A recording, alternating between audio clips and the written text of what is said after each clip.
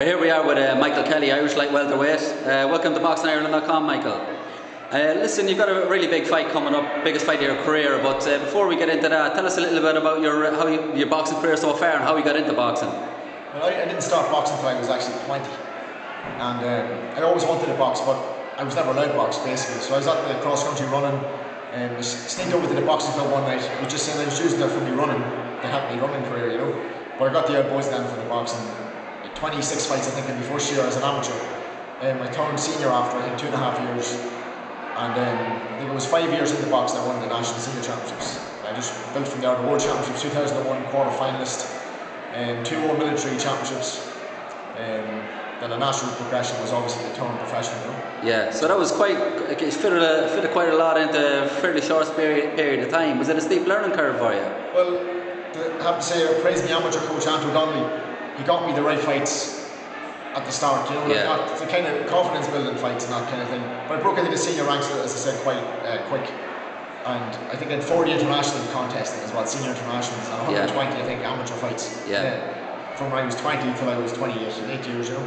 Yeah. And when did you turn pro? I turned pro was in 1994, I think it was. 94, so it's quite sorry, 2004. 2004. 2004, yeah. Boxing, I started boxing in 95, yeah. So, and you had a bit of a gap there. Were you out of boxing for a while, or what happened? You just couldn't get the fights, or? It's not. I couldn't. Or was it a long story? It's a long story, and I can't really go into it. Yeah, no problem at all. There's a lot of personal stuff went on, and it was just the big step was getting back into the gym. But once I got back into it, it was kind of, but it was still a stop-start kind of thing. You know, a lot of stuff going on outside the box, and it's only now it's kind of coming to an end. Yeah, and everyone's kind of. So it's all starting to come together for you. I got the news from Frankie Gavin. I got the other thing that's outside of, as I said, my personal. So that's all coming to a head as well. And I just couldn't have a better time. Yeah. You know, so your last fight was out in Canada. It was your first fight of your career. Tell us a little bit about that fight. Well, as I said, the fight as well came at 2.5 weeks' notice. Yeah. Now, I had been taken over. I wasn't in too bad a shape. They rang me up and said the fight's going to get lightweight. Not a problem. 9 stone 9. I said that's dead on, and we weighed the day before the fight, and they says no, you go in the day of the fight. Yeah. So I think it was about 11 o'clock that morning that I actually weighed in. I weighed in at 9, 8.5, and I'm in the ring 8 hours later, you know, which I never did ever.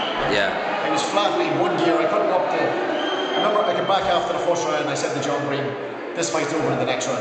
Definitely. Yeah. So the man dropped. Yeah. I just thought he was stupid. But second round then, he started running off my right hand, he kept moving to his right, off the right hand. And I was chasing the fight then, and he just ran for 10 rounds. You know, I won some of the early rounds, but I wouldn't complain about the decision in Canada. And they made the fight from an 8-round fight to a 10-round fight, the day of the fight. Yeah. Do you know, like, for an extra hour. So we took it like that there. I was thinking it was going to be over in 2 rounds anyway. Yeah. But I couldn't shift the gears. I think it was the weight on the day of the fight. Fighting a few hours later, I just couldn't, I was just stuck in one gear and I couldn't.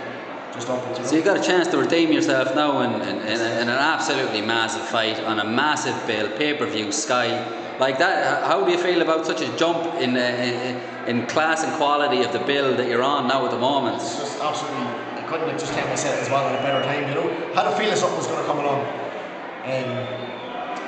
But as I said, Frankie Gavin, he's under the pressure there. He's fighting at home. He has to impress the fans. Like he's the superstar. Like I'm an alpha in boxing terms, but I haven't still fulfilled I know what I can do in boxing. Because I never trained for a fight in the pro game for 8 weeks. It's 2 weeks, 3 weeks, 4 weeks tops. And that's coming from absolutely nothing. Yeah. Now for this fight, I'm going to have 9 weeks training camp. I'm moving up to Belfast next week. I train twice a day in John Green's. I have no excuse. If I can't perform in Birmingham. Yeah. Well, no excuses. There's no excuse. So who will you be sparring with when you're up in the John Breen gym? We have Paul McCluskey, European champion. Yeah. Walter, southpaw, trickier than Frankie Gavin. Yeah. You know, we're definitely more awkward. I think there's a guy, Michael McLaughlin, coming in from Donegal. He's just turned over as well. He's like Walter with southpaw as well. So I'm looking to get 200-300 rounds with the 2 boys in the 5-week period. Then I'll have my own star weekends up in the Dundalk to keep me kind of in the ring. So you have some quality guys there to spar with, so you should be well prepared going into it. And it's for the Irish light welterweight championship. Is that something you've ever wanted to fight, always wanted to fight for? Definitely. I was always looking for a title. There's no better title for me to fight for than an Irish title. You know? Yeah. But definitely, it's a bonus. Well, it's a bonus that it's great to be fighting Frankie Gavin on such a big bill, but the title actually top that as well. And listen, people are going to be thinking that this is going to be a walkover of Frankie Gavin. You know what I mean? Have you seen much of him fighting? Do you know much about his style? Have you seen any of his fights? Seen all his fights on YouTube. That's the beauty of the thing is, was he going to see me 2 rounds against Buzz Grant? That's me at my worst. Yeah. He doesn't see me at my best. Do you know? As I said, the year I won the National Senior Championships, I beat 3 Southpaws. Yeah. Beat Paul McCluskey in the final. Yeah. Comfortable. Yeah. Do you know? So I'm at an advantage that way, but I can see him. I've seen all his fights on YouTube. I know he's a tricky Southpaw, and he is have to walk him for 10 rounds. He said he likes a guy coming forward and suit him. He likes guys that come in to be aggressive. That's going to suit his style. But I have a tight defence, and I don't think he's going to get through that. Do you know? Yeah. Well, so listen, very much good luck on the biggest bill of your life, and listen, we'll speak to you soon anyway.